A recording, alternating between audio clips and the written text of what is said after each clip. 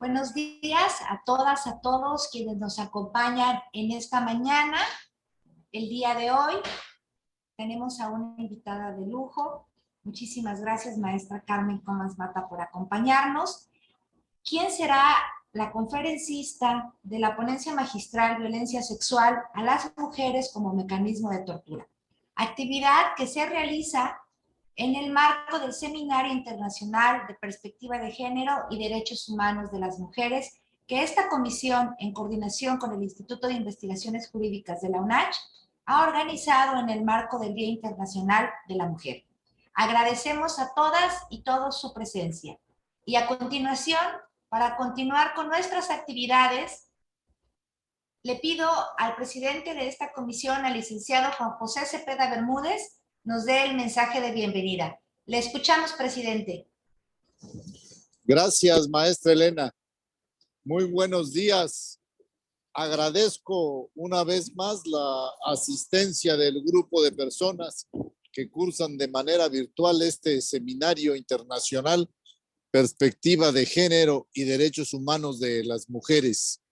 La participación entusiasta y decidida de cada uno, de cada una de ustedes, es lo que lo hace posible. Hoy seguimos conmemorando la institucionalización del Día Internacional de la Mujer, que hace 45 años la Asamblea General de la Organización de las Naciones Unidas así lo acordó. La Comisión Estatal de los Derechos Humanos ve este ejercicio como una gran oportunidad para cuestionarnos profundamente acerca de la realidad cultural, familiar, educativa, gubernamental y económica.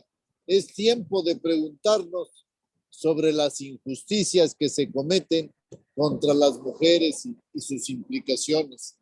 Con este propósito, en esta ocasión, invitamos a la maestra Carmen Comas Mata Mira, quien es vicepresidenta y relatora para México del Subcomité de Prevención de la Tortura en Naciones Unidas. Muy bienvenida, maestra Carmen Comas Mata. Estamos muy agradecidos por su apoyo en este tercer conversatorio del Seminario Internacional. La enseñanza que sin duda nos dejará habrá de fortalecer nuestro desempeño diario. Seguir su ejemplo será una oportunidad para hacer mejor nuestra tarea. Antes de esta plática, el 7 de marzo, la defensora del pueblo de Bolivia habló sobre la gobernanza y participación de las mujeres en la vida pública. El 14 de marzo, la Comisionada Nacional de los Derechos Humanos de Honduras conversó con nosotros sobre los retos actuales en la defensa de los derechos humanos de la mujer. El tema que hoy usted nos hará favor de tocar, ¿sí?, de la violencia sexual como tortura, pues es una realidad que se trata de un tema muy sensible. La violencia sexual se visibiliza como tortura por la Corte Interamericana de Derechos Humanos, pues desde hace más de 10 años, ¿no? Los 12 años, cuando dictó 2 sentencias contra el Estado mexicano en los casos de Valentina Rosendo Cantú e Inés Fernández Ortega, 2 mujeres indígenas que fueron víctimas de tortura por elementos del ejército.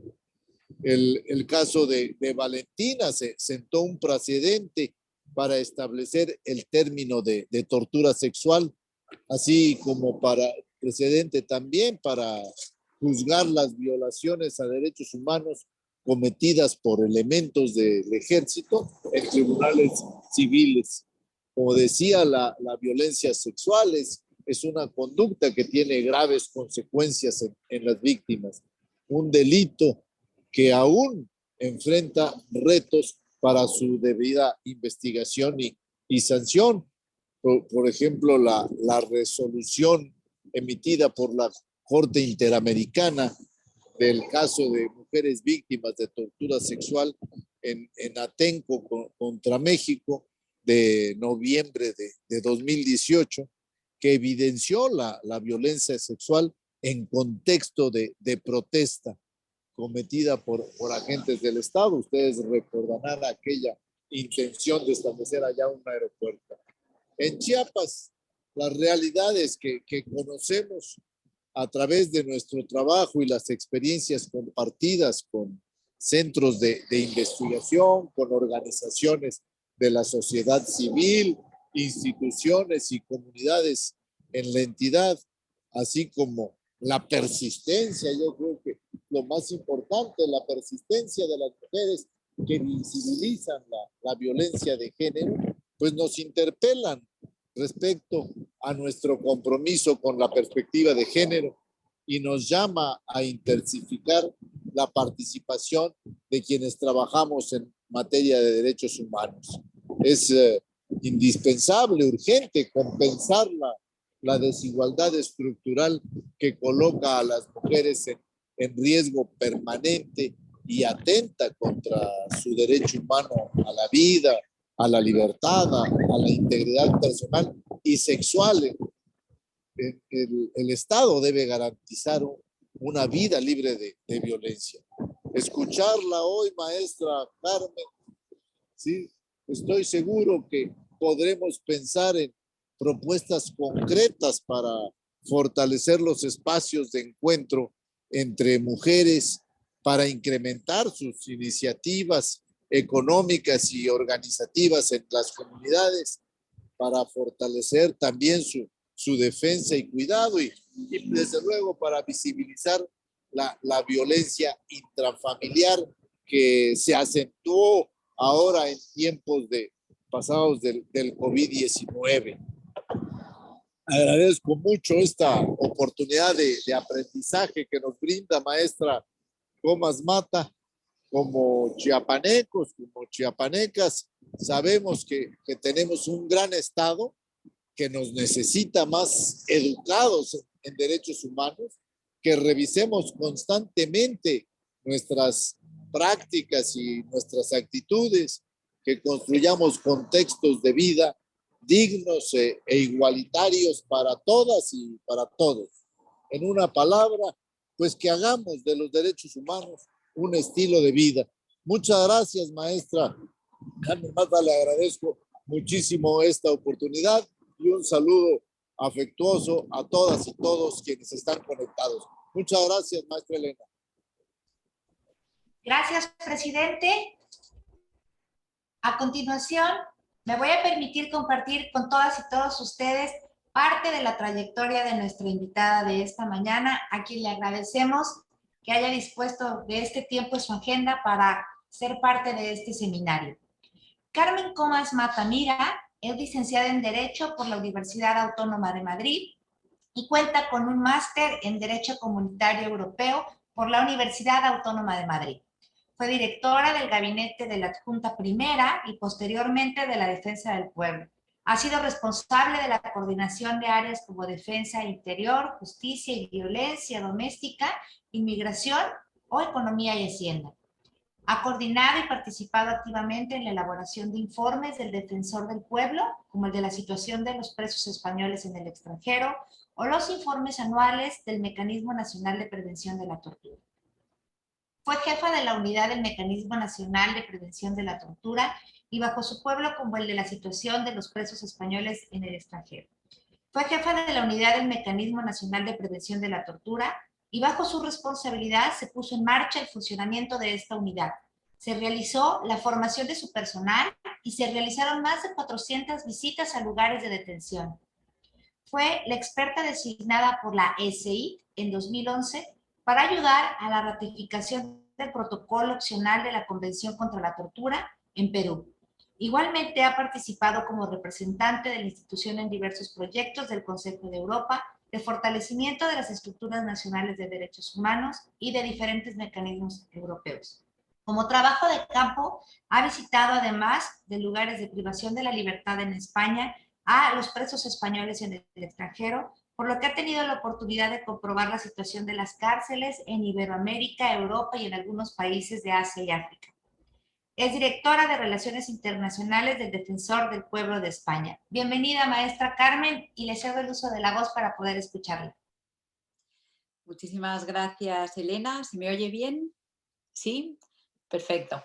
Pues en primer lugar, la que está agradecida soy yo por la amable invitación que ha tenido la Comisión Estatal de los Derechos Humanos de Chiapas y a su presidente en especial, Juan José Cepeda, por la amable, cariñosa y benevolente presentación que se ha hecho de mí. Para mí es un honor estar hoy aquí y poder contribuir con un pequeño granito de arena a formación en derechos humanos y mucho más en este tema tan lamentable y tan triste y tan terrible como es el de la violencia sexual a las mujeres empleada como mecanismo de tortura.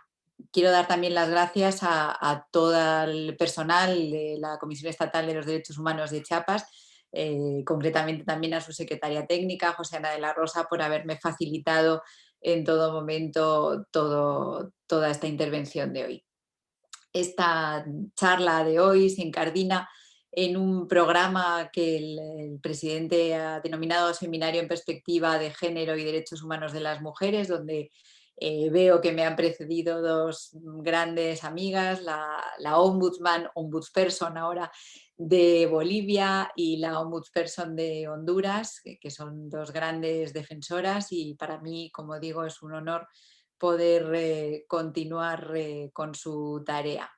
Yo, además de todo esto, soy la secretaria técnica de la Federación Iberoamericana del Ombudsman y por eso tengo también trabajo tanto con América, que para mí es mi segunda casa en general, todo el ámbito iberoamericano. Pero como saben y como les han dicho antes, soy miembro del Subcomité para la Prevención de la Tortura de la Organización de las Naciones Unidas. Para los que no lo sepan, les cuento que el Subcomité para la Prevención de la Tortura, o SPT, como se conoce en la abreviatura, es uno de los órganos de tratados que crean una de las convenciones internacionales en materia de derechos humanos, en concreto el protocolo opcional de la Convención contra la Tortura de la Organización de las Naciones Unidas. Este protocolo opcional de la Convención contra la Tortura de la ONU lo que hace es establecer un doble sistema de control en los estados para que se pueda controlar que no se den en los lugares de privación de libertad condiciones que faciliten o que animen a la comisión de actos de tortura o de malos tratos. En el SPT somos 25 miembros que nos eligen todos los países miembros de ese protocolo opcional, todos los países signatarios de ese protocolo opcional. Y nosotros trabajamos en grupos regionales, en grupos de trabajo regionales. Yo trabajo en el grupo americano, en el grupo de Iberoamérica, y cada uno de nosotros tenemos la obligación de ser relatores de varios países. Yo soy relatora para Panamá, para Argentina y para México, con lo cual es para mí un honor y estoy encantada de estar compartiendo esta tarde para mí, mañana para ustedes, en el día de hoy para hablar de este tema, ¿no? Con todo esto lo que les quiero decir es que quedo, por supuesto, a su disposición para cualquier consulta o información que quieran hacerme llegar, que me pueda ayudar en mi trabajo, que no es otro que el de velar por erradicar la intolerable práctica de la tortura en el mundo. Y yo empezaría un poco hablando de lo más básico, ¿no? Y lo más básico que es pues, la definición de tortura, porque no es algo que esté tan claro y que sea tan sencillo, ¿no? El tema que hoy nos ocupa es desde luego muy pertinente, ya que el marco de protección contra la tortura pues no debe hacernos olvidar las cuestiones de género a fin de fortalecer la protección de las mujeres contra la tortura. Así que si bien es cierto que diversos instrumentos internacionales disponen explícita o implícitamente toda una serie de obligaciones con respecto a la violencia contra la mujer o la violación, lo que sí que es cierto es que si calificamos un acto como de tortura, eso supone un considerable estigma adicional para el Estado y hace que refuerce las repercusiones jurídicas que abarcan, desde luego, la obligación firme de penalizar los actos de tortura, enjuiciar a los autores y disponer la reparación de las víctimas. Como digo, hay todo un elenco de instrumentos internacionales, como por ejemplo el Pacto Internacional de Derechos Civiles y Políticos, concretamente el artículo 7, desde luego toda la Convención contra la Tortura y otros tratos o penas crueles, inhumanos o degradantes, que son instrumentos que prohíben completamente la tortura, al igual que otros muchos instrumentos regionales, y también el derecho penal internacional y el derecho internacional humanitario. La Convención contra la Tortura es el único instrumento jurídicamente vinculante de carácter universal que se refiere exclusivamente a la erradicación de la tortura. El artículo primero de la Convención contra la Tortura establece una definición que contiene los elementos necesarios para que podamos hablar de tortura. De esta manera, para considerar que un acto constituye tortura, tienen que haberse producido varios elementos. El primer elemento es el grave sufrimiento físico o psíquico que se ha causado intencionadamente. El segundo elemento es que el causante, tanto por acción o por omisión, ese causante del sufrimiento tiene que ser un agente público. Pero ojo, porque el sufrimiento puede ser causado intencionalmente por el agente público que incita, tolera o simplemente consiente un acto de tortura que es ejecutado directamente por un particular o un grupo de particulares. Es decir, que no tiene por qué ser un policía el que ejecute ese acto de tortura, sino que si un policía consiente que unos particulares pues maltraten, peguen o inflijan ese sufrimiento a una persona, eso también puede ser tortura. Mucha atención a esto porque es muy importante como luego vamos a ver. El tercer elemento es que la conducta tiene que tener una finalidad concreta. Un ejemplo es algo que comprobó el Subcomité de Prevención de la Tortura en su visita a México en el año 2018. Durante la visita, el subcomité se mostró muy preocupado porque había muchas denuncias de personas privadas de libertad, incluyendo a mujeres, a menores de edad o a migrantes, que afirmaban haber sido objeto de actos de tortura o malos tratos en distintas circunstancias, en particular en el tiempo de privación de libertad, durante el traslado, a la llegada de los lugares de detención y durante los interrogatorios. Varios de los entrevistados denunciaron haber sido sometidos a torturas o malos tratos para obligarlos a firmar o a grabar declaraciones autoinculpatorias o incluso firmar hojas de papel en blanco a las que posteriormente se añadían confesiones falsas. Así que esto es otro de los elementos que tiene que tener un acto para ser considerado delito de tortura. Esto es lo que dice la Convención contra la Tortura, pero después es verdad que ha habido desarrollos tanto jurisprudenciales como por parte de algún otro elemento internacional, como procedimientos especiales.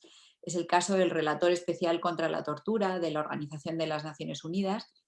Uno de ellos, Manfred Novak, añadió un criterio adicional, que es el criterio de la impotencia. Existe impotencia cuando una persona ejerce un poder total sobre otra persona. Y la forma clásica son las situaciones de detención en la que el detenido, no importa si es un hombre o una mujer, no puede escapar ni puede defenderse. También esta impotencia puede surgir durante manifestaciones cuando una persona se ve en la imposibilidad de seguir oponiéndose al uso de la fuerza, por ejemplo, porque está esposada, porque está en un coche celular, en fin, cualquier situación de este tipo.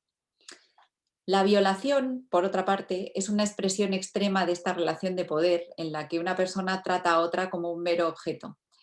En situaciones de violencia en privado, lo que habrá que demostrar para saber si efectivamente constituye tortura o no constituye tortura, lo que habrá que demostrar, digo, es el grado de impotencia de la víctima en la situación concreta.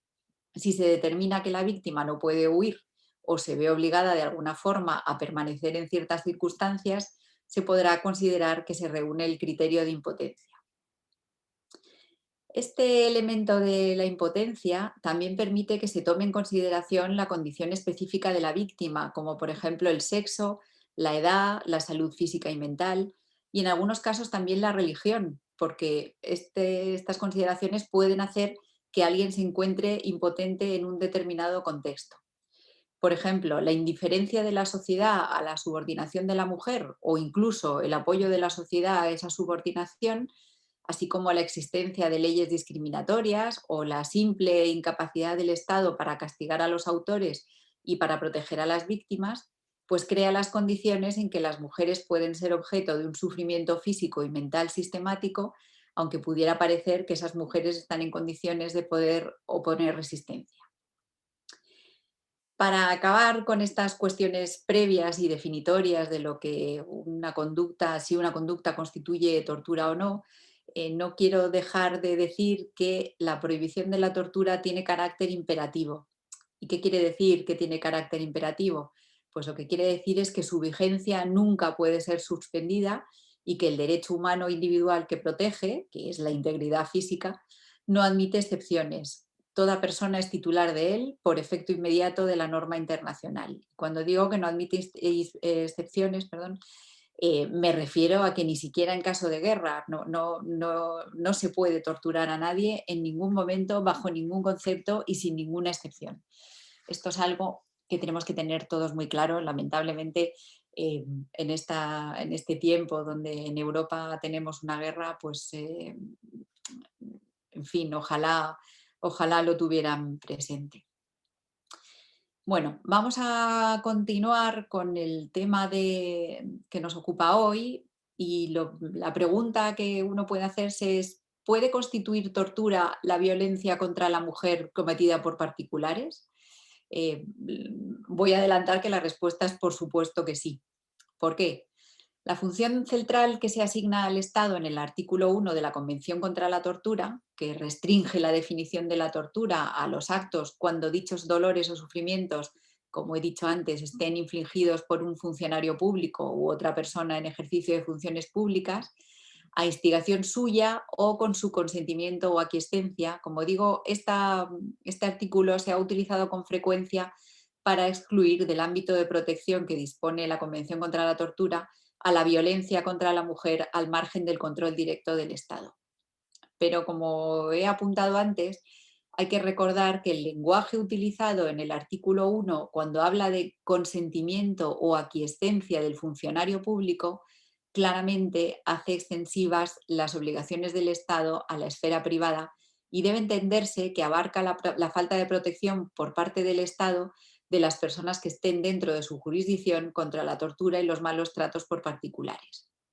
Además, hay que considerar que este artículo 1 de la Convención contra la Tortura refuerza y a la vez se ve reforzado por la Declaración sobre la Eliminación de la Violencia contra la Mujer, que fue aprobada por la Asamblea General de la Organización de las Naciones Unidas en virtud de la Resolución 48/104. ¿Y por qué lo digo? Voy a hablar ahora del conocido como principio de diligencia debida de los Estados. Pues lo digo porque esa declaración proclama en el artículo 4c que los Estados deben ejercer la debida diligencia para prevenir, investigar y, de conformidad con la legislación nacional, sancionar los actos de violencia contra la mujer, ya sean perpetrados por el Estado o por particulares. Estoy hablando de violencia de género, ya me imagino que os habréis dado cuenta, y es que la permisividad del Estado en materia de violencia de género pues puede tener muchas formas y algunas de ellas pueden disfrazarse de modo muy sutil. Por ejemplo, leyes como las que restringen el derecho de las mujeres a divorciarse o restringen el derecho a heredar, o que les impiden obtener la custodia de sus hijos, recibir una compensación económica, poseer propiedades. Todo esto lo que sirve es para profundizar la dependencia de las mujeres de los hombres y limitar su capacidad para salir de una situación violenta. Y estoy hablando de cosas que, por supuesto, pasan en algunos países, pero en otros, como el mío, pasaban hace no tanto. En épocas de la dictadura del general Franco, mi madre, para sacar dinero de una cuenta corriente, necesitaba el permiso de mi padre. Y esto no hace tanto. Franco se murió en el año 1975, o sea que no estoy hablando de la Edad Media como pudiera parecer. Pues los Estados deben rendir cuentas si son cómplices en la violencia contra la mujer, ¿Y esto cuándo ocurre? Pues cuando los estados estén creando o implementando leyes discriminatorias que puedan atrapar a las mujeres en circunstancias abusivas. La responsabilidad del Estado también puede verse comprometida si las leyes nacionales no brindan la protección adecuada contra cualquier forma de tortura o de malos tratos en el hogar.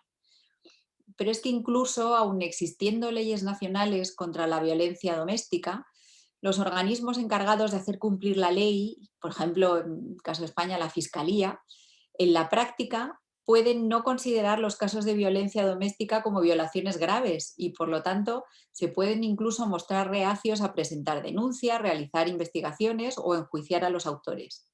Así que el Estado tiene el deber de prevenir los actos de tortura en el ámbito privado y el concepto de debida diligencia debe aplicarse también para examinar si los estados han cumplido con sus obligaciones.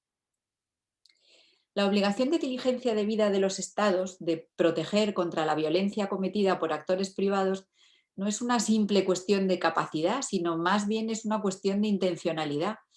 La debida diligencia no es una obligación que los estados violen de la noche a la mañana. Muchas veces se necesitan años de ignorar sistemática e intencionalmente esa violencia para que un estado tenga que rendir cuentas. Y esto se debe a que las perjudicadas por estas violaciones muchas veces no pueden acudir a las instancias internacionales hasta que no se han agotado los recursos internos. Y eso puede llevar muchos años. Así que el Estado en esos años tiene muchas oportunidades para remediar esas violaciones. Y os voy a poner un ejemplo. Cuando hay un caso de violencia de género y el Estado en cuestión ha actuado con la debida diligencia, es decir, el Estado tenía leyes adecuadas, la policía había actuado en consecuencia, el perpetrador fue castigado, esta violencia no constituye tortura ni otra forma de trato cruel, inhumano o degradante, sino que sería tratada como un crimen común. Como digo y repito, los estados deben actuar con la debida diligencia para poner fin a estos actos, sancionar a los autores y ofrecer reparación a las víctimas. Pero ¿de qué estamos hablando cuando hablamos de violación como tortura contra la mujer? Y vamos a pasar al ámbito ya público, vamos a abandonar el ámbito privado para centrarnos en el ámbito público. La violencia contra mujeres bajo custodia policial, pues muy a menudo incluye la violación y otras formas de violencia sexual como las amenazas de violación, caricias indebidas, pruebas de virginidad, insultos, humillaciones de tipo sexual, ser desvestidas, cacheo exagerado. Y voy a poner algún ejemplo de esto. En una de las visitas del Subcomité de Prevención de la Tortura a Perú, se observó que las mujeres que visitan a los presos, ni siquiera estoy hablando de mujeres detenidas, estoy hablando de mujeres que visitan a sus familiares en la cárcel, muy a menudo se ven obligadas a someterse a registros integrales, es decir, a registros en sus partes íntimas, y encima se utilizaba el mismo guante para varios registros. Esto es una cosa absolutamente descabellada, intolerable. En una resolución del año 1997, en un asunto de violación bajo custodia policial, el Tribunal Europeo de Derechos Humanos reconocía que la violación del detenido por un funcionario público deberá considerarse una forma especialmente grave y aborrecible de maltrato, dada la facilidad con la que el infractor puede explotar la vulnerabilidad y la resistencia disminuida de la víctima. Y el Tribunal Europeo de Derechos Humanos dijo también que la violación deja huellas psicológicas profundas en las víctimas que el transcurso del tiempo no alivia tan rápidamente como otras formas de violencia física y mental. En el ámbito del derecho penal internacional ha habido varias resoluciones de tribunales internacionales que han contribuido al reconocimiento internacional de la violación como una forma de tortura. Por ejemplo, estoy pensando en el Tribunal Penal Internacional para la ex Yugoslavia, donde ha habido un par de asuntos que han sido muy relevantes, el caso Celevici y el caso Furundicha. Además, los tribunales penales internacionales en su jurisprudencia han ampliado el alcance de los delitos de violencia sexual que pueden ser enjuiciados como violación para que abarque la felación, la penetración vaginal o anal con objetos o con una parte del cuerpo del agresor. Esto tiene una importancia crucial porque en muchos países la violación todavía se define como acceso carnal y se reduce a penetración por el órgano sexual masculino.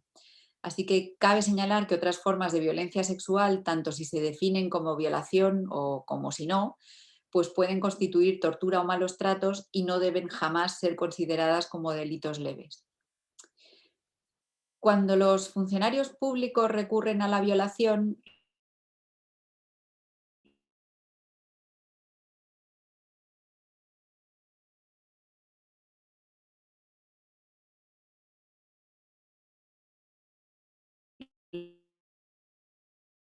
los sufrimientos de la víctima de la violación sea rechazada por su familia o sea desterrada oficialmente de su comunidad. Este rechazo constituye un obstáculo importante para la recuperación psicológica de la víctima y encima suele condenarla a la indigencia y a la pobreza extrema. Pero de todos modos, aunque no sean rechazadas, las supervivientes de la violación tropiezan con grandes dificultades para establecer una relación íntima en su vida posterior. Además, las mujeres que han sido violadas suelen contraer enfermedades sexualmente transmisibles o pueden quedar embarazadas sin desearlo, abortar involuntariamente, verse obligadas a abortar o incluso que se les niegue el aborto.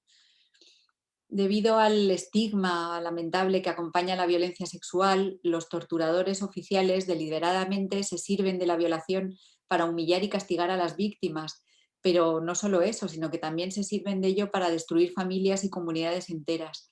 Esto queda especialmente claro cuando los funcionarios públicos obligan a los familiares a violar a sus parientes de sexo femenino o a ser testigos cuando ellas son violadas. Hay una resolución del Tribunal Penal Internacional para Ruanda, la resolución Akayesu, que constituye un reconocimiento notable del potencial destructivo de la violación, porque esta resolución admitió que la violación es una forma de genocidio como cualquier otro acto cometido con la intención específica de destruir un grupo determinado.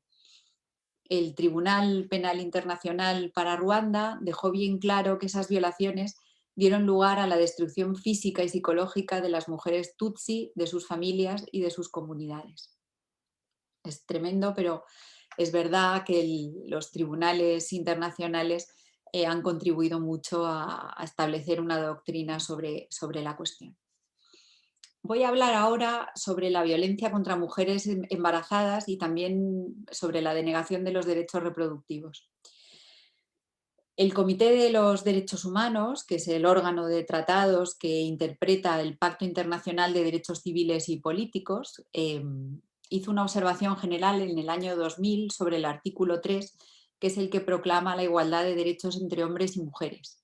Y en esa observación general, el comité señala muy claramente que el aborto forzoso y la denegación del acceso a un aborto en condiciones seguras a las mujeres que han quedado embarazadas a raíz de una violación incumplen también lo dispuesto en el artículo 7 de la Convención. Por su parte, el Comité contra la Tortura también ha señalado que las mujeres también son particularmente vulnerables cuando se adoptan decisiones en materia de reproducción. Y el comité, el CAT, ha manifestado su inquietud por los ordenamientos jurídicos internos que restringen rigurosamente el acceso al aborto voluntario en los casos de violación. También el CAT ha condenado la práctica de intentar hacer confesar a una mujer como condición para que reciba un tratamiento médico que podría salvar su vida después de un aborto. Es algo que lamentablemente ocurre. Voy a hablar ahora de algunos aspectos específicos de la detención de mujeres. Las mujeres en el contexto de la detención o del control, como en las instituciones psiquiátricas o en los centros de atención social, tienen necesidades específicas en términos de salud reproductiva, contacto con la familia, higiene, etcétera, que lamentablemente no suelen tomarse en cuenta.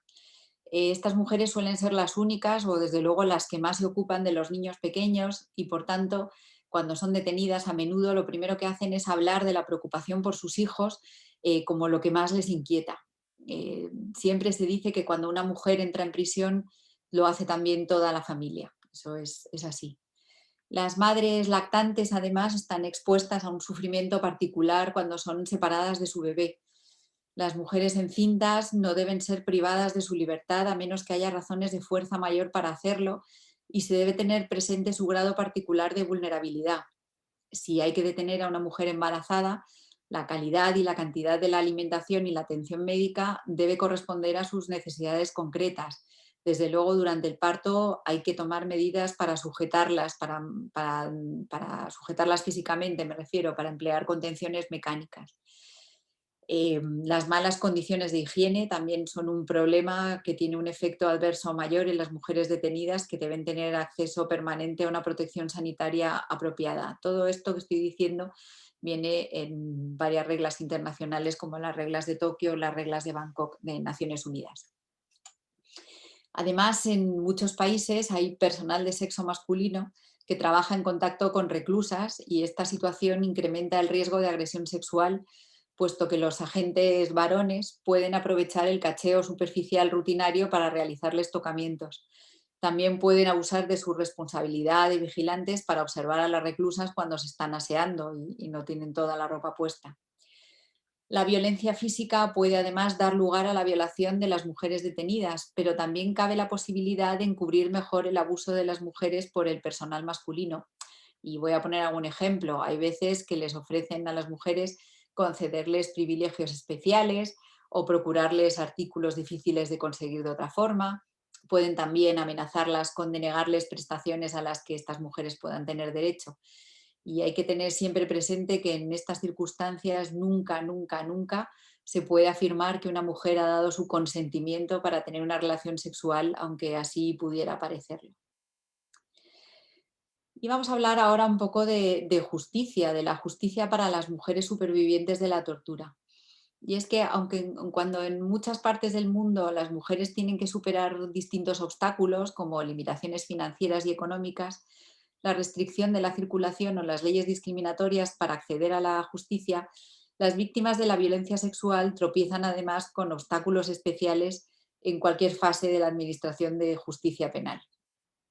Aun cuando no se recurre a ellos muy a menudo, como he dicho varias veces, los instrumentos internacionales sientan las bases de las medidas especiales provisionales que se pueden adoptar para velar por el acceso efectivo de la mujer a la justicia con respecto a cualquier forma de violencia.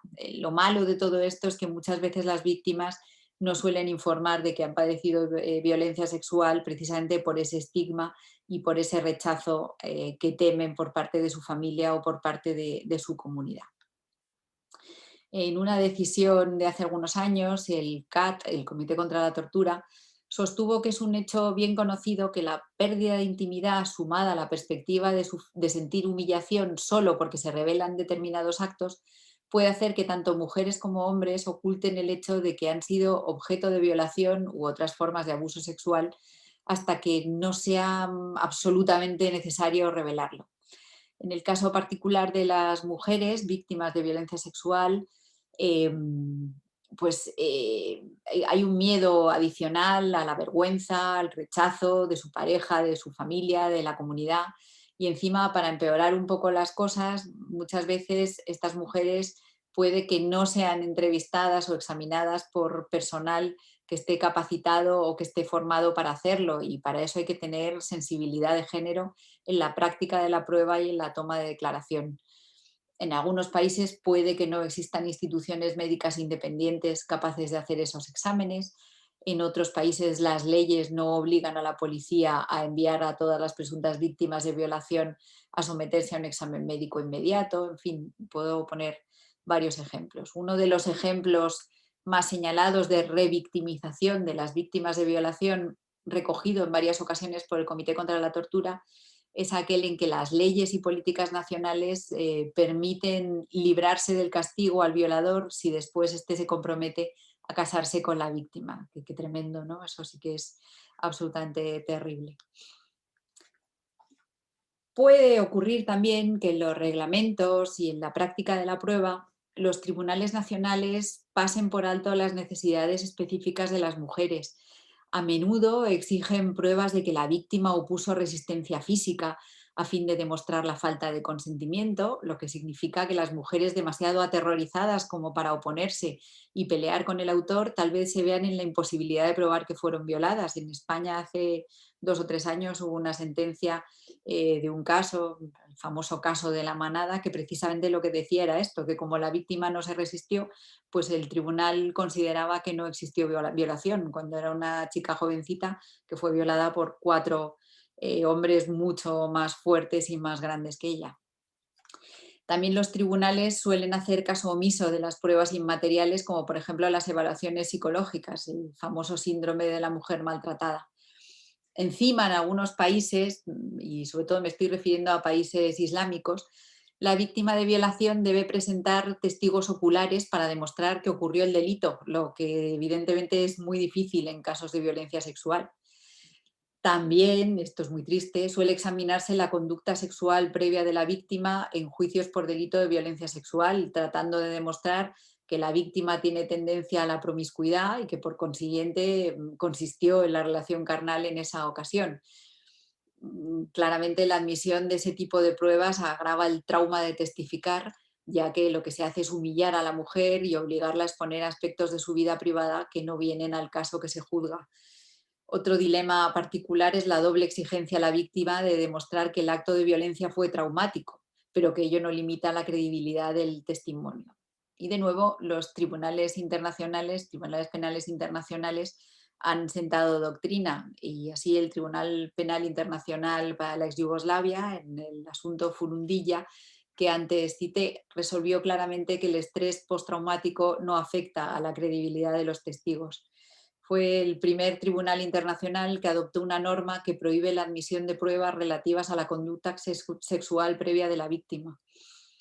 Además, el reglamento de la Corte Penal Internacional dispone explícitamente que el callar o no ofrecer resistencia no puede entenderse como consentimiento, y este consentimiento tampoco puede inferirse de las palabras o de la conducta de la víctima si ésta fue forzada, amenazada o estaba en un entorno de coacción. El relator especial contra la tortura, además, ha subrayado en alguno de sus informes al Consejo de Derechos Humanos que en las situaciones en que el autor tiene completo dominio de la víctima, la cuestión del consentimiento pues no es pertinente, no aporta nada. Y un asunto muy importante es el de la reparación de las víctimas. El artículo 14 de la Convención contra la Tortura regula todo lo relativo a la reparación de las víctimas de tortura, y dice que todo Estado parte de la Convención velará porque su legislación garantice a la víctima de un acto de tortura la reparación y el derecho a una indemnización justa y adecuada, incluidos los medios para su rehabilitación lo más completa posible. En este punto hay que tener en cuenta que el estigma es un obstáculo primordial que impide hacer justicia a las víctimas, como ya he dicho. ¿Por qué? Pues porque las víctimas, y especialmente las víctimas menores, no emplean la palabra violación para describir lo que les ocurrió. Pueden decir cosas como hacer el amor, lo que no implica necesariamente que se empleara la violencia. Así que es fundamental evaluar todas las circunstancias del caso. En este respecto, es interesante subrayar la fuerza que supone designar un acto como tortura a nivel individual. Las víctimas de la violencia sexual en Guatemala, por ejemplo, han dicho que se sienten más protegidas de la estigmatización social cuando el delito se define como tortura en lugar de como violación, embarazo forzado o esclavitud sexual. Las mujeres que han tenido hijos como resultado de la violación, así como sus hijos y parejas, desde luego necesitan un apoyo psicológico especial. Voy a hablar un poco de la situación en las Américas. Y creo que no desvelo ningún secreto si digo que la Comisión Interamericana de Derechos Humanos ha identificado que la situación en la que se encuentra la población penitenciaria en la región se caracteriza, entre otras cosas, por niveles de hacinamiento extremos, por uso abusivo de la prisión preventiva, por deplorables condiciones de detención y por falta de perspectiva de género y tratamiento diferenciado en las políticas penitenciarias. Desde luego no es lo mismo en todos los países, hay países que están mejor y países que están peor, pero como rasgos generales, desde luego sí que me parece una buena definición, ¿no? Además, mediante diversos mecanismos se ha advertido la prevalencia de prácticas de torturas y malos tratos en distintas prisiones de las Américas. Y de todo esto, quien les habla ha sido testigo y también en el Subcomité de Prevención de la Tortura. Estas condiciones, sin duda, representan un riesgo mayor para las mujeres que para los hombres, especialmente para las mujeres que poseen condiciones que pueden originar una mayor discriminación, por ejemplo, porque son más mayores o menores, porque tienen discapacidad, porque pertenecen a una etnia distinta, porque tienen una orientación sexual diferente, identidad de género o tienen características sexuales diversas. De manera particular, la Comisión Interamericana de Derechos Humanos ha observado que las mujeres se enfrentan a un mayor riesgo de ser objeto de prácticas de torturas y tratos crueles, inhumanos o degradantes. Tanto la Corte Interamericana de Derechos Humanos como la Comisión Interamericana han identificado que las mujeres bajo el control de las autoridades del Estado encuentran mayor su exposición a sufrir distintas formas de violencia, acoso y hostilidades, incluyendo las de tipo sexual. Y en este sentido han sostenido que la violencia sexual contra las mujeres tiene para ellas consecuencias físicas, emocionales y psicológicas absolutamente devastadoras, y han reconocido que la violación de una mujer privada de libertad por un agente del Estado es un acto especialmente grave y especialmente reprobable, tomando en cuenta la vulnerabilidad de la víctima y el abuso de poder que tiene el agente. En particular, a través de diversos mecanismos, la Comisión Interamericana está informada sobre diversos actos de tortura y otras formas de malos tratos perpetrados contra mujeres privadas de libertad en la región. Estos actos incluyen, además del abuso sexual, patadas por todo el cuerpo, semiasfixias con bolsas de plástico, amenazas de daño a integrantes de la familia, y todo esto es un medio de intimidación. Sumado a ello, la Comisión Interamericana advierte que, de conformidad con lo señalado por la relatora especial sobre la violencia contra la mujer y la Oficina de Asuntos de las Naciones Unidas contra la Droga y el Delito, existe una cantidad importante de malos tratos en el contexto de operativos de seguridad dentro de las prisiones. ¿Y a qué me estoy refiriendo? Pues me estoy refiriendo a malos tratos que se manifiestan de distintas maneras, como el uso desproporcionado de la fuerza, sometimiento a actos de desnudez forzada, práctica de revisiones innecesarias o degradantes, tocamientos inadecuados durante estas revisiones y vigilancia innecesaria. No sé si ya lo he dicho, pero todo acto de tortura u otros tratos, penas crueles, inhumanos o degradantes constituye una ofensa a la dignidad humana de las víctimas, así como una negación de los principios internacionales consagrados en distintos instrumentos regionales e internacionales en la materia. Para prevenir y combatir este tipo de actos en contra de las mujeres privadas de libertad, hay que tener en cuenta la situación especial de riesgo a la violencia en todas sus manifestaciones, así como también los riesgos específicos de mujeres que pertenecen a grupos históricamente discriminados. Y por eso, como decía antes, los estados deben adoptar las medidas concretas con estricta diligencia para prevenir y combatir la tortura contra las mujeres en contextos de privación de libertad. Algunas de esas medidas pueden consistir en desarrollar protocolos de investigación para que los casos de tortura y otros tipos de violencia sean debidamente investigados y juzgados con perspectiva de género y enfoques diferenciados, o incorporar los estándares interamericanos e internacionales en las capacitaciones a autoridades encargadas de persecución penal y judicialización. Y aquí las instituciones de derechos humanos tienen un papel absolutamente relevante, todo lo que es educación en derechos humanos. Y al hablar de educación en derechos humanos no me refiero a la educación de los jóvenes, de los menores, de los niños, me estoy refiriendo a la educación también de los funcionarios públicos, que son los encargados de implementar las políticas del Estado en cuestión, con lo cual esto es importantísimo. Y esto es precisamente lo que hizo la Corte Interamericana de Derechos Humanos en el caso Mujeres Víctimas de Tortura Sexual en Atenco contra México del año 2018, el que ha enunciado el presidente de la Comisión Estatal en su presentación, ¿no?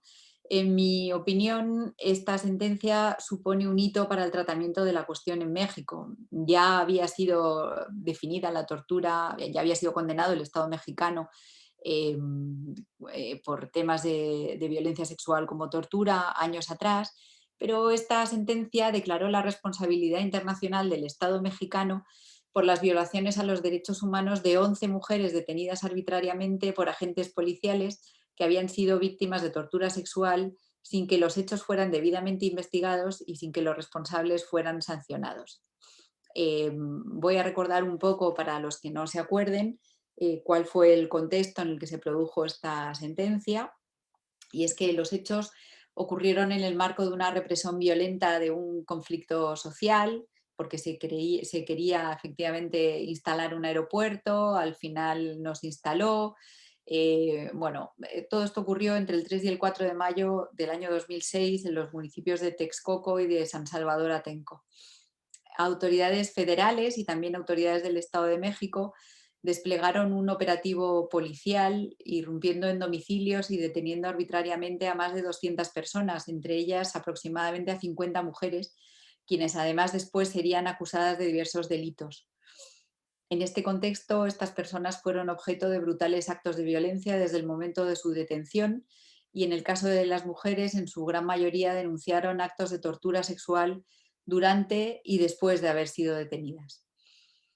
Se habían denunciado los hechos, pero no se encontró justicia ante las autoridades mexicanas y al final 11 de esas 50 mujeres acudieron ante el Sistema Interamericano de Derechos Humanos en busca de reparación.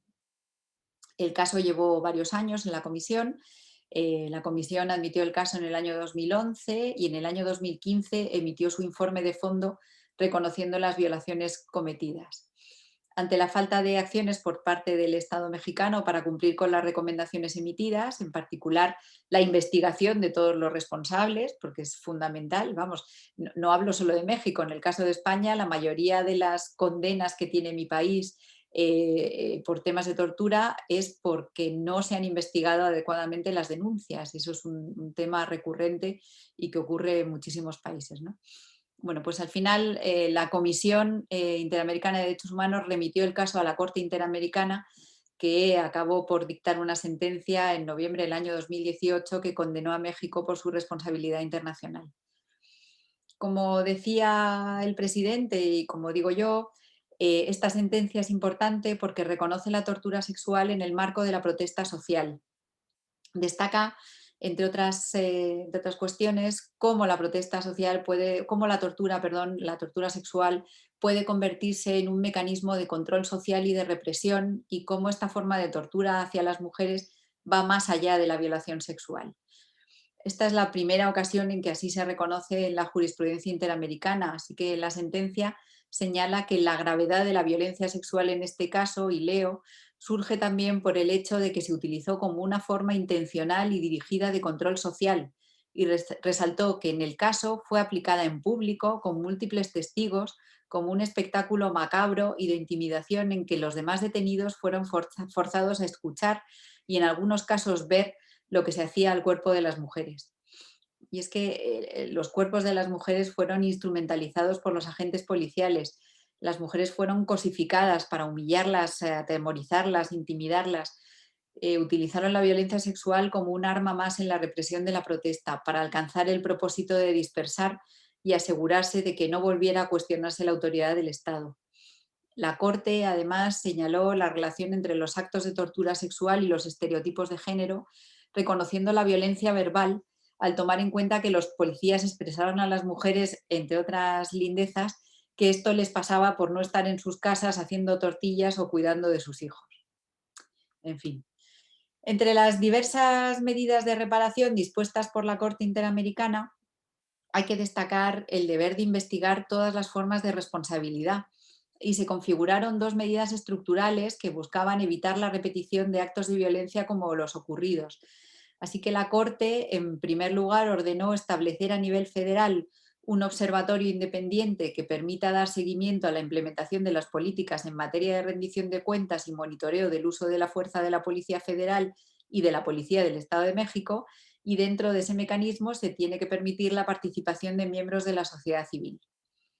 Y en segundo lugar, la Corte tomó nota de la creación en el año 2015 de un mecanismo gubernamental destinado a dar seguimiento a casos concretos de tortura sexual a mujeres, pero cuyo trabajo hasta la fecha había sido sumamente limitado. Y en este contexto requirió al Estado mexicano que elaborara un plan de fortalecimiento calendarizado del mecanismo de seguimiento de casos de tortura sexual cometida contra mujeres, que incluyera la asignación de recursos para el cumplimiento de sus funciones en el territorio nacional y estableciera plazos anuales para la presentación de informes. Este mecanismo, como digo, ya existía desde el año 2015 y es una instancia de intercambio plural en la que participan dependencias federales y sociedad civil, y tiene varios objetivos interesantes. El primer objetivo es revisar casos prioritarios de mujeres denunciantes de tortura sexual que forman parte de la campaña Rompiendo el Silencio, todas juntas contra la tortura sexual.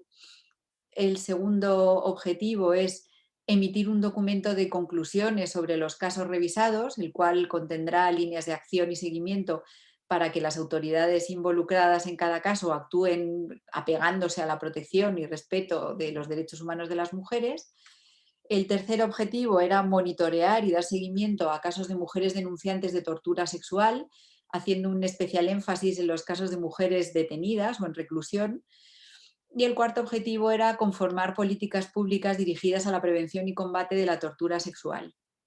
Yo he estado investigando un poco por internet a ver qué podía encontrar acerca de este mecanismo y he visto que en el año 2021 parece que se han reforzado estas competencias, pero me ha sido muy difícil encontrar más información, así que si en el coloquio alguien puede contarme algo, desde luego quedaré muy agradecida. El Subcomité de Prevención de la Tortura de Naciones Unidas ha visitado México en 2 ocasiones, en el año 2010 y en el año 2018, y emitió en los informes al Estado mexicano algunas recomendaciones, como por ejemplo que considere realizar una evaluación de los abusos que presuntamente suelen sufrir las mujeres a manos de los agentes policiales cuando son detenidas, y también que el Estado mexicano adopte las medidas de seguridad y control adecuadas con respecto a las visitas al centro penitenciario, en particular a las mujeres, asegurando el respeto a su dignidad e intimidad. Ojalá que el trabajo de este mecanismo, el trabajo del subcomité, el trabajo de todas las comisiones estatales de derechos humanos y la Comisión Nacional de Derechos Humanos y el de todos ustedes contribuya de manera decisiva a terminar con esta lacra. Son, en mi caso, las 5:30, o sea que justo hace una hora que empezó la sesión. Yo creo que lo puedo dejar aquí y estoy encantada de que me formulen las preguntas que consideren, y muchísimas gracias. Muchas gracias, doctora, por esta excelente conferencia. Y a continuación, como les comentaba en el chat, ya hay algunas preguntas y reiteramos que este es espacio para que puedan utilizarlo. Y me permitiría cederle el uso de la voz a la maestra Claudia Ruiz Coutinho, que es nuestra visitadora general especializada en atención de asuntos de la mujer, quien nos hará algunos comentarios de cierre. Adelante, por favor, maestra Claudia, le escuchamos. Muy buenos días a todas y a todos. Muchas gracias, maestra. ¿Me escucha? Gracias, maestra Carmen, por esta charla en donde claramente usted hace esta exposición en relación al tema de la violencia sexual como un método de tortura. Lamentablemente, como usted ya comenta, pues el Estado mexicano ha sido recomendado en 2 ocasiones por la Corte por este tipo de conductas, y el hecho de que usted nos explique hoy con esa claridad qué significa la violencia, el contexto en el que se desarrolla y cómo principalmente las mujeres somos quienes sufrimos este agravio como un método de tortura, principalmente por la condición de mujer, pues nos ayuda mucho en nuestras tareas diarias, en el desarrollo de nuestro trabajo, porque contar con este tipo de elementos nos hace razonar y aplicar la perspectiva de género. Muchas gracias por su aportación, que sin duda es una herramienta más en este seminario que deseamos que sea muy provechoso para todas y todos quienes lo están cursando. Muchas gracias, maestra, y un saludo a todos los participantes. Gracias, maestra Elena. Muchas gracias, maestra Claudia. Doctora, pues maestra, perdón, Carmen, si me permite, le voy a compartir algunas de las preguntas que están en el chat de Zoom, y también estamos revisando si tenemos algunas en la transmisión en vivo para que también se las podamos compartir. Si me permite, le voy a compartir la que se encuentra en este chat de Zoom, que nos hace una de las participantes en relación al conflicto que ya mencionaba en Europa. Dice, durante la guerra de Rusia contra Ucrania, ¿se está utilizando la violación como método de tortura en las mujeres ucranianas? Si gusta, maestra, podemos empezar con esta primera pregunta, por favor. Muchas gracias. Pues lamentablemente lo que está ocurriendo en Ucrania, aparte de ser una violación absoluta del derecho internacional, como han dicho, vamos, no lo digo yo, lo ha dicho la Comisión Europea, lo han dicho las Naciones Unidas, no sabemos muy bien qué es lo que está pasando. Sí que sabemos que hay ataques indiscriminados contra la población civil, lo cual eso es un delito, es un crimen de guerra. Y es más que posible que haya violaciones a mujeres. De hecho, las últimas noticias es que en la parte oriental del país se están abriendo corredores humanitarios, entre comillas, que lo que están haciendo es que mujeres y niños se les ponga un brazalete blanco, y lo que se está haciendo es enviarlos a partes muy remotas de Rusia. No sabemos lo que puede estar ocurriendo allí, pero desde luego nos tememos que sea lo peor, ¿no? Así que es muy preocupante, y todas las instituciones nacionales de derechos humanos de Europa estamos absolutamente, pues eso, preocupadísimos por lo que pueda estar ocurriendo con las mujeres y niños que están saliendo del país, porque hay una oleada increíble de solidaridad para acoger a esas mujeres y a esos niños, pero claro, si el volumen de personas es tan grande y los estados no ejercen ningún control sobre esos refugiados, muchos de ellos pueden acabar en redes de tráfico, de trata de seres humanos por motivos sexuales, tráfico de órganos. En fin, es verdaderamente terrible. Yo en mi trabajo en la Institución Nacional de Derechos Humanos de España, cada día recibo un informe de la Ombudsman de Ucrania, que increíblemente sigue allí dentro del país, y cada día envía un pequeño informe de una hoja de dos explicando muchos horrores de la guerra que ellos, de los que están siendo testigos. Así que ojalá no, pero yo supongo que sí, que se estarán cometiendo delitos de tortura sexual contra las mujeres. Gracias, maestra, por esta importante respuesta y por contextualizarlos en este conflicto que está vigente en este momento. Tenemos otra pregunta que nos realiza Angélica Molina. Dice, desde su experiencia, ¿qué estrategias han funcionado en los países de América Latina para lograr la reparación integral de las víctimas?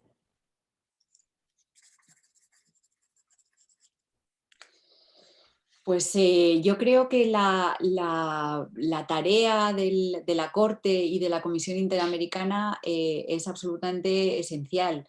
Y esto, desde luego, las víctimas que han sido reparadas, que desde luego no han sido todas, ni mucho menos, sí que los que han utilizado estos mecanismos internacionales sí que han obtenido algo de satisfacción en sus demandas, con lo cual yo soy una firme defensora de utilizar los mecanismos internacionales para poder solventar situaciones bueno, pues eso, de tortura, de malos tratos, y sobre todo de intentar que se condene a los estados para que ofrezcan garantías de no repetición, de reparación y de no repetición. En esto, en las Américas, yo creo que son pioneros. En Europa somos mucho más, digamos que los estados son mucho más cicateros a la hora de otorgar reparación y a las víctimas de violaciones. Yo puedo hablar de lo que ocurre en mi país, en España, que cada vez que España es condenada por algo, cuesta Dios y ayuda que el Estado efectivamente reconozca que tiene que reparar. En este sentido, el Defensor del Pueblo, que es la Institución Nacional de Derechos Humanos, sí que ha emitido en muchos casos resoluciones para que efectivamente se hiciera caso de esas resoluciones internacionales y las personas pudieran ser reparadas. Por eso mismo yo animo a que se utilicen los mecanismos internacionales. En el caso, el sistema interamericano es un sistema que funciona realmente bien y bueno, y yo creo que hay que utilizarlo. El problema es eso, que hay que agotar los recursos internos en el país y muchas veces hasta que se agotan esos recursos internos, también lo que se agota es la paciencia de las víctimas, porque es muy, muy difícil muchas veces que los estados reconozcan, pero yo creo que sí, que creo que el sistema interamericano es un sistema que funciona bastante bien. Gracias. Gracias, maestra. Justamente parte de la siguiente pregunta creo que queda un poco aclarada. Si me lo permite, se la voy a plantear y usted me indica hasta dónde podemos entrar. Justamente hablan del principio de la diligencia. Si puede profundizar más sobre el principio de la diligencia desde el enfoque preventivo y si el principio de diligencia abona al funcionamiento del sistema interamericano. Justamente es lo que comentaba ella. Hombre, yo no soy ninguna especialista en el sistema interamericano, yo sé un poco más del sistema europeo, pero está claro. El principio de diligencia de vida es algo que a los estados muchas veces se les olvida. Es como, haciendo un paralelismo un poco simplista, pero es como el padre que es responsable de lo que hace su hijo pequeño. Pues el Estado es responsable de lo que hagan sus funcionarios. Entonces, esto es algo que desde luego tienen que tener muy claro los estados y hay que convencer a los funcionarios públicos de que su comportamiento es absolutamente esencial, que sea respetuoso con los derechos humanos, con la dignidad de la persona. Y esto es absolutamente increíble, ¿no? Que muchas cosas no estén así. Y luego, aparte del comportamiento de los funcionarios públicos, muchas veces la propia legislación de los estados no respeta el principio de diligencia debida. Esto que decía de estados donde se pone a la mujer en un plano inferior al del hombre. No se pueden mantener legislaciones de ese tipo porque eso desde luego viola el principio de la diligencia debida. Esto que he dicho en mi intervención de mi madre cuando era joven, que no podía abrir una cuenta bancaria sin la firma de mi padre, pues esto es algo que está pasando aún en algunos países del mundo. Entonces, esto es responsabilidad del Estado y esto violenta el principio de la diligencia debida. Así que, y luego ya hay no solamente o sea, digamos que el principio de diligencia debida se puede predicar tanto del poder legislativo, precisamente por esa existencia de leyes que no lo respetan, por el poder ejecutivo, pues eso, porque los funcionarios públicos no lo hagan, pero es que también por el poder judicial, porque muchas veces es el propio poder judicial el que revictimiza a una mujer que va a quejarse de que ha sido sometida a tortura sexual, con todos esos ejemplos que he contado en mi intervención. Entonces, bueno, yo creo que es un principio que está bastante desarrollado por la jurisprudencia internacional y que solamente falta que muchos estados lo asuman como propio y lo tengan muy presente en todo momento. Muchas gracias, maestra, por esta excelente conferencia. Pues con esas preguntas cerraríamos y me gustaría cederle el uso de la voz a la maestra José Ana de la Rosa, que se acaba aquí de estar. Por favor, adelante, maestra, si gusta hacer uso de la voz.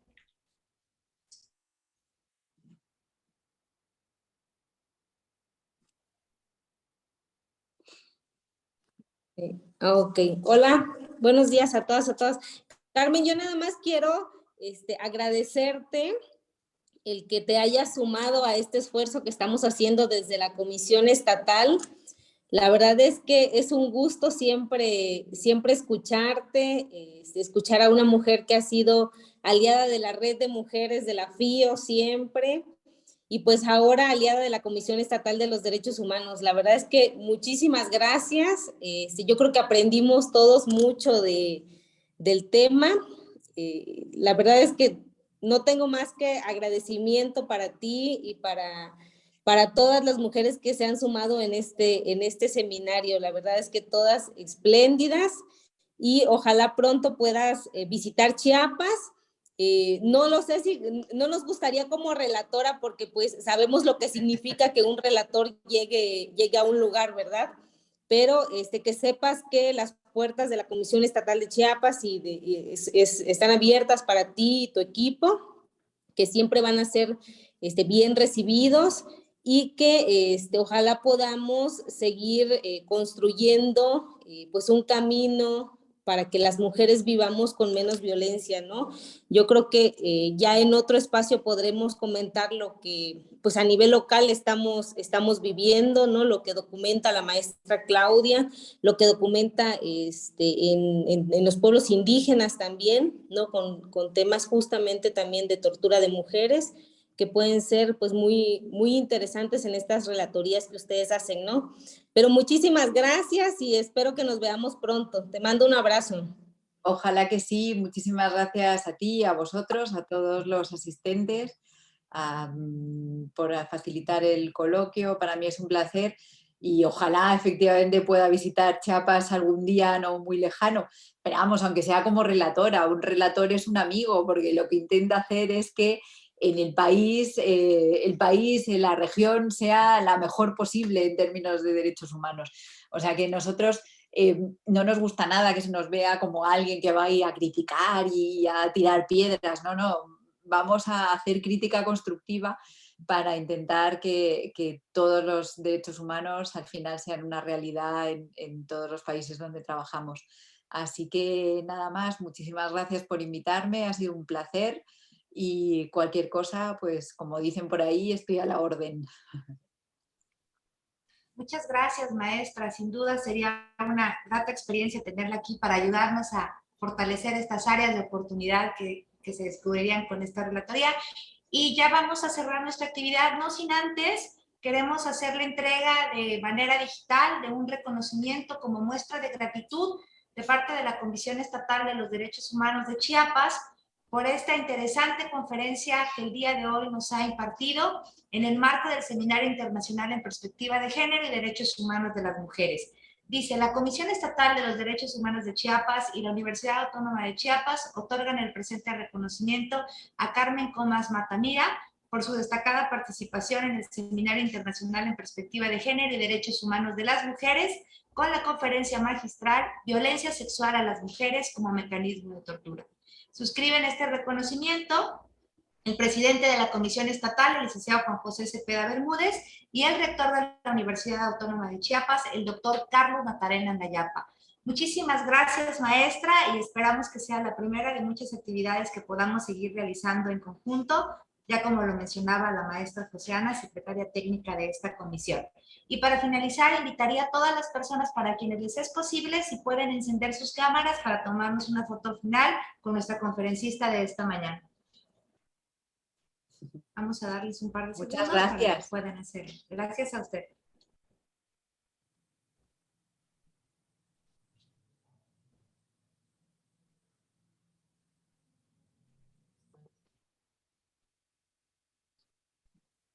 Muchas gracias a todas, a todos, y a la cuenta de 3 vamos a hacer la captura de la pantalla. 1, 2, 3. Muchísimas gracias a todos, a todas, y les esperamos el siguiente lunes ya para ir cerrando nuestro seminario de este mes de marzo. Nuevamente, muchas gracias, maestra, y que tengan todas y todos un excelente día. Hasta la próxima. Muchas gracias. Muchas gracias, Carmen. Adiós.